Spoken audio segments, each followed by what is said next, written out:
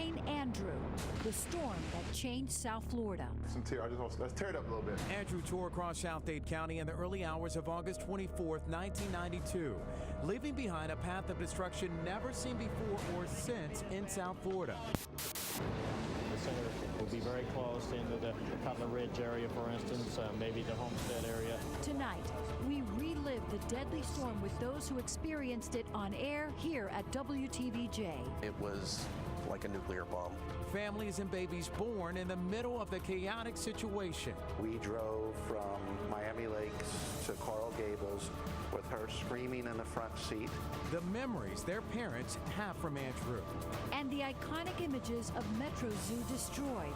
Everything in the zoo is either dead or it's out because everything was destroyed. How the zoo has become a symbol of rebirth. Good evening. Thanks for joining us. I'm Jackie Nesbro. And I'm Jawan Strader, and this is Hurricane Andrew, the storm that changed South Florida. I'm Chief Meteorologist John Morales. Andrew was a compact yet vicious Category 5 hurricane. Andrew had a central pressure of 922 millibars, making it the third lowest pressure at landfall of any hurricane in the U.S. in the 1900s. Andrew caused $25 billion in damage back in '92. That's about $44 billion in today's currency. The National Hurricane Center reports 40 people died and about 250,000 people were left temporarily homeless in Dade County alone. Andrew forever left its mark in our community. For those covering the storm and its aftermath, there are many lasting images seared into their memories. Yes, Ari Otzer covered Andrew for WTVJ back in 1992. And here's his look back at the storm that changed South Florida forever.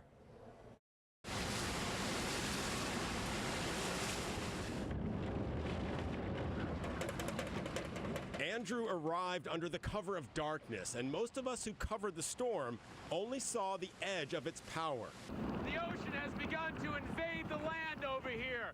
I was on Fort Lauderdale Beach that night, completely unaware of Andrew's furious, withering assault on South Miami-Dade County, an onslaught some news crews faced head-on. I don't think any of us fully understood that it was like a nuclear bomb. I thought I was going to die because there was nowhere to go. Remember this iconic photograph of a shell-shocked elderly man emerging from the rubble of a Florida City trailer park? Miami Herald photographer C.M. Guerrero took that picture. He was literally dazed and confused.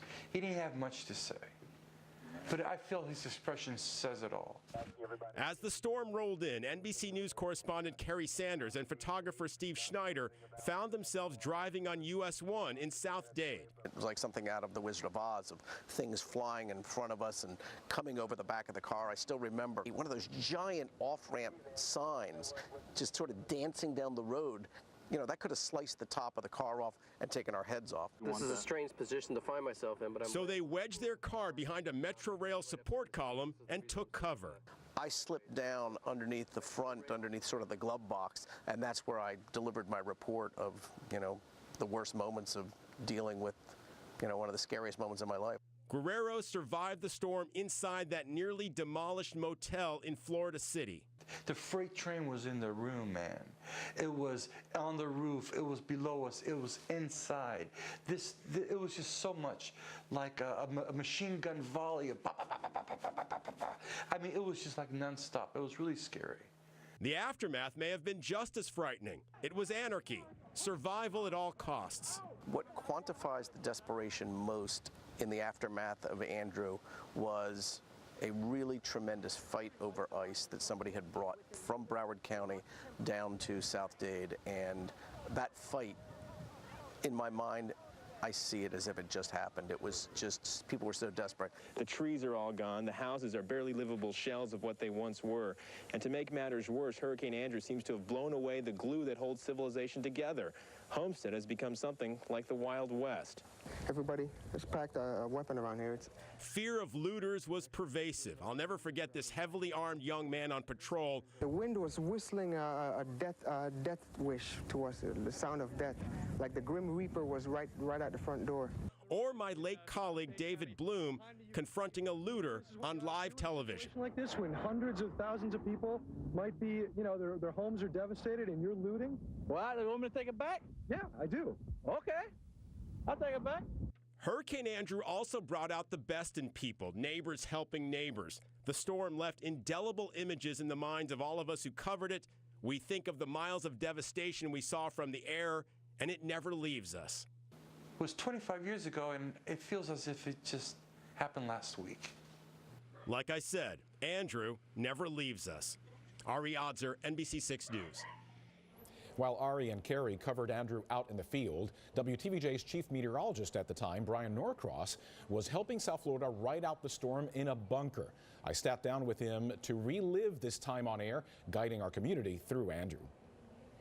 If you have not hunkered down and got that mattress over you, friends, this is the time to do it. I think the thing that sticks in my mind most are the people that called late in the event, relatively late in the event, about 5:30 in the morning. Somehow we started to get calls through from Kendall. About how long? We have a long time to go, okay? We have hours to go here before this is over. By that time, that's where the storm had advanced to, and the houses were coming apart. They were in the bathroom, they were in the bedroom, wondering where should they go, what should they do. It's going to be very, very difficult, and you're just going to have to decide, we're going to stick this out, and we're going to stick together, and we're going to make it through it, okay?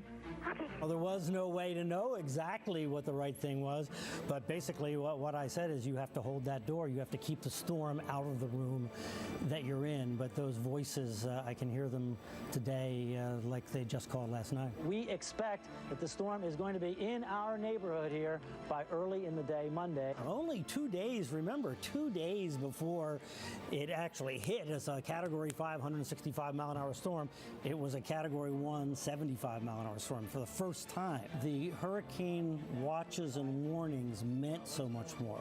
When that hurricane watch went up on Saturday, that's when the level of attention in the community really ramped up. And then Sunday was preparation day.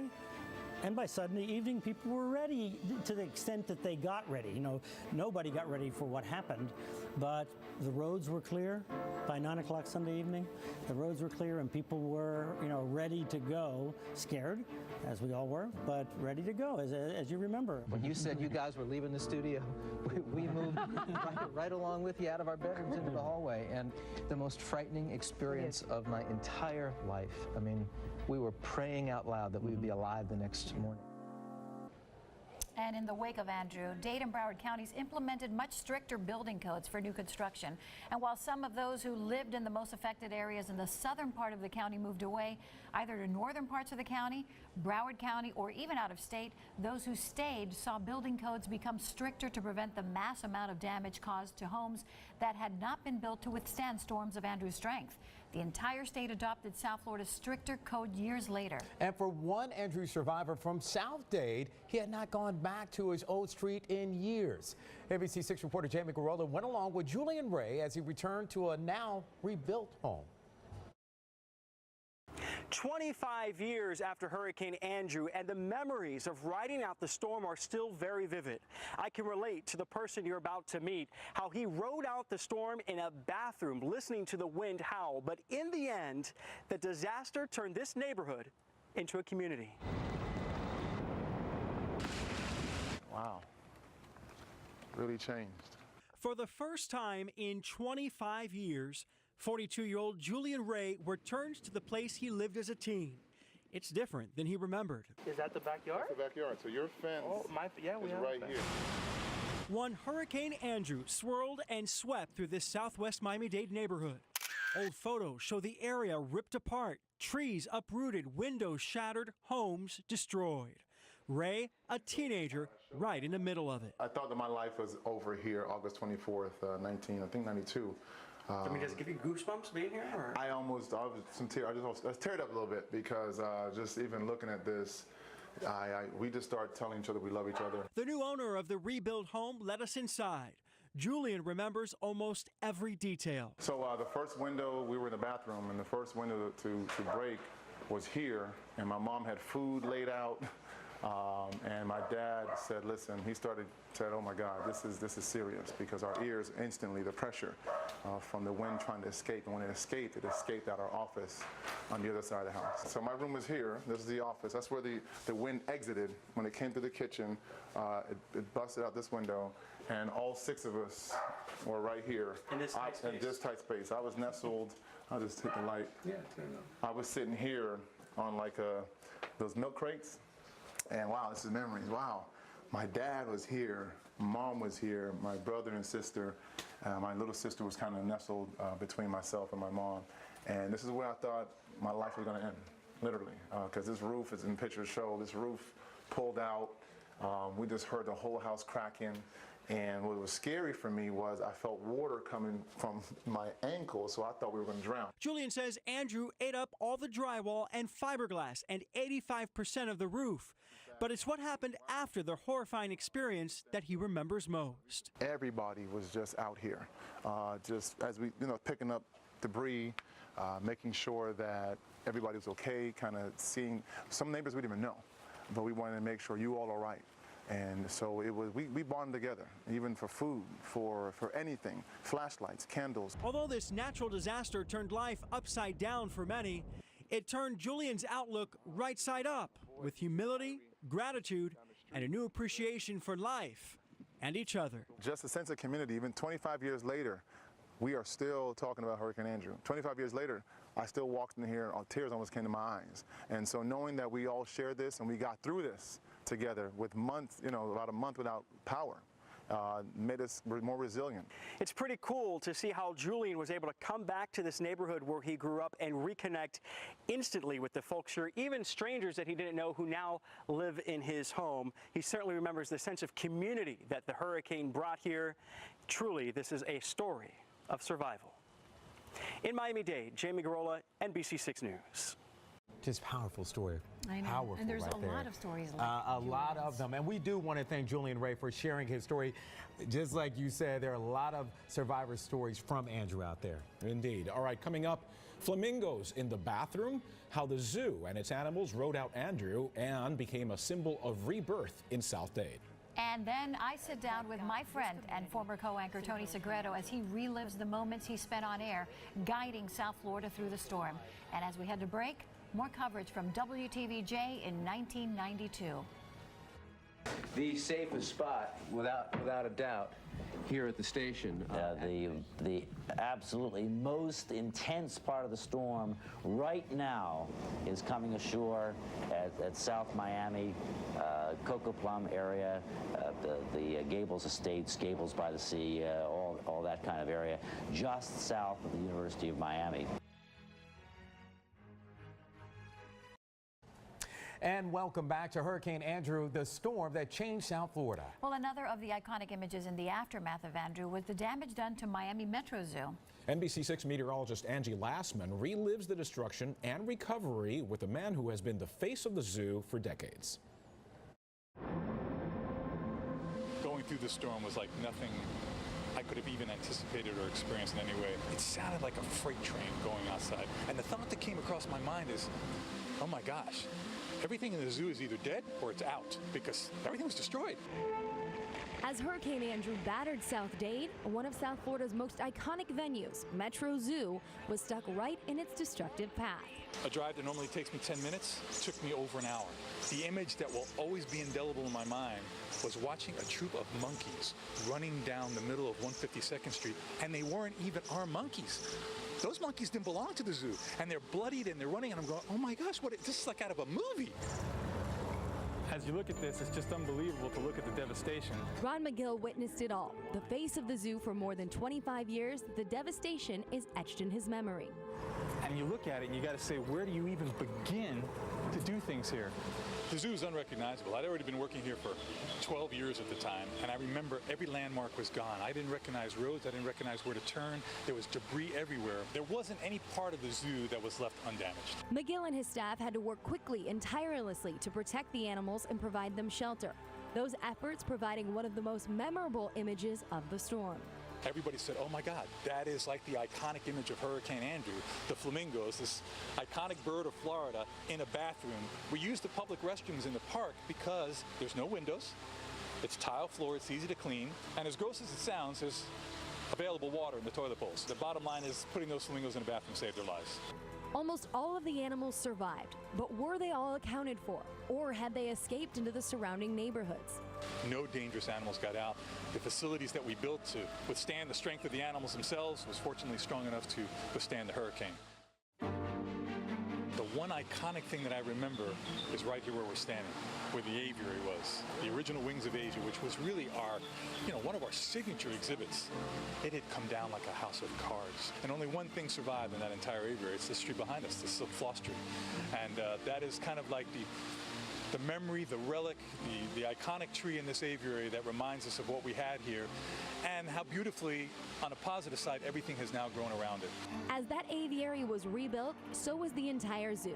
Now called Zoo Miami, more than $20 million was poured into the recovery and renovation over the following years. We received donations and letters from every state in this country to help the zoo rebuild, and countries from all around the world. It was so heartwarming and so inspirational for all of us who work here to realize how much this place meant to so many people.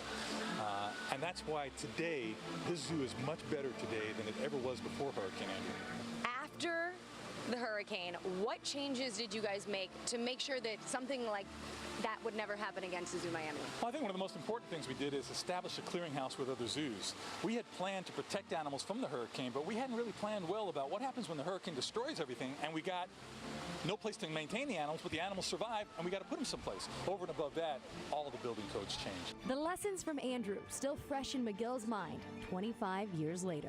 And where did the time go? Because it does feel like it was yesterday. And there are a few of us here that were here during that time that we look at each other and go, wow, we made it. My former co-anchor, Tony Segreto, sat in the WTVJ bunker with Bryan Norcross and Kelly Craig. He told me their coverage that day has left a lasting impression on our community.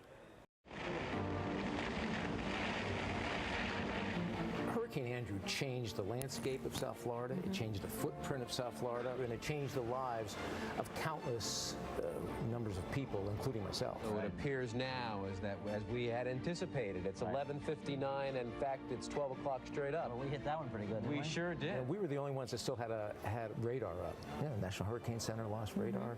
Every other television station not only lost radar, but they got knocked off the air. We were able, with our relationship with Y100, to stay on the air and do radio. We had a station full of people that were prepared. The center of the hurricane is located about 40 miles due east of Miami. There was 3 of us left in the office, basically. It was me, Kelly Craig, and Bryan, and Sharon Scott, our news director, said, would you mind helping out and sitting in the chair? And I said, no. And, I spent, most of my life here, and so I knew the area, and I had been through hurricanes before. So I was just sort of relying on my own instincts and talking to Bryan, and Bryan and I had a great relationship. In South Miami with those kinds of things. Gee. I tell you, Bruce, He better get in. If you're out there for our sake, please come on in. He had a steadfast and a very convicted heart and a convicted mind, and he truly believed that this was going to be an event, and little did we know it would be the event that it became. I'll tell you what, this is the safest spot, without a doubt, here at the station. Tell us a little bit about the bunker, which now everybody refers to the bunker. Yeah, I think that was when the reality hit. The building we used to in downtown Miami. Yeah, it was in downtown Miami. It was the very first movie theater in South Florida. Wametco. Yeah, Wametco, and it was kind of retrofitted for a newsroom and a news operation. The only safe place that we felt, that Bryan felt, that he had looked at, and some of our studio people had looked at, was the original balcony of that movie theater, which was all concrete. We were sitting on the steps of this bunker, and we were in this little room with one light, 3 microphones, 1 camera, and a telephone. Were you scared? Oh, at any point? we didn't. I don't think we had time to be frightened. I don't think we had time because we were dealing with too many people who were frightened, who were calling us on the phone and telling us that their roofs were being ripped off. A woman home alone with her 2 children and pregnant and going, I can feel this house shaking. What do I do? And telling her to get in her bathtub with a mattress over her head and to clutch her children close to her. You don't realize how remarkable it is until 25 years later. Right. And you're sitting in a restaurant or you're shopping with your family and someone comes up to you and says, "You saved my life." He still gets emotional Oh, you can tell. when he talks about Absolutely. Hurricane Andrew. Yeah. Fascinating stuff. And thanks to my friend Tony Segreto for sharing his memories. We've posted our entire discussion on NBC6.com and the NBC6 News and Weather app. Well, still to come on our Hurricane Andrew special. The incredible stories from 2 families dealing with childbirth as a major hurricane makes landfall in South Florida. And as we head to break, more coverage from WTVJ in 1992. I can tell you with absolute assurance, we have people that have died. I mean, I say that just because we know what the weather conditions were like, and anybody there would not have survived along the bayfront in South Miami with those kinds of winds. Gee. I tell you, Bruce, You better get in. if you're out there for our sake, please come on in. You've made your point, and we certainly appreciate it, but we have no further need of your services out there. Welcome back. Well, everyone in South Florida on August 24th, 1992 remembers Hurricane Andrew. Now imagine being 9 months pregnant with the excitement of a new baby overrun by fear of a storm bearing down. NBC6's Laura Rodriguez has the story of 2 families who will never forget Andrew. Sweetheart. I had him at 12:01, August 24th. He was one of the first hurricane babies born in Miami-Dade. Jonathan Cohen's birth was anything but a breeze. He was due in September, however, his mom's water broke around 10 p.m. on August 23rd. We drove from Miami Lakes to Coral Gables with her screaming in the front seat and me driving like a nut, and it was already windy and raining. Jeff Cohen vividly remembers hearing debris hitting the windows at Doctors Hospital while Lonnie was in labor. As he was coming out and I was there helping hold his head, all of the power went out. We waited about 20 seconds, which seemed like 20 minutes, till the generators kicked in and the lights came back on, and the doctor finished the birth and he was fine. But then they made us all move into a little square cubby hole, which was the sterile room, to get away from the windows because things were pounding on the windows. Just 6 hours after Jonathan's birth, the Cohens say they were asked to leave the hospital to make room for emergency victims. This is the day after your birth, sweetheart. Luckily, there was power at their home in Miami Lakes, and the rest is history. Jonathan now celebrates 25 years of life. I see it as my birthday. I don't really see it as the day of Hurricane Andrew. After Hurricane Andrew unleashed its fury, some area hospitals were flooded and damaged. One woman who gave birth at Mercy Hospital 7 days post-storm says her daughter was born in the cardiology unit instead of the maternity ward. The same day that she was born, August 31st, they reopened the hospital.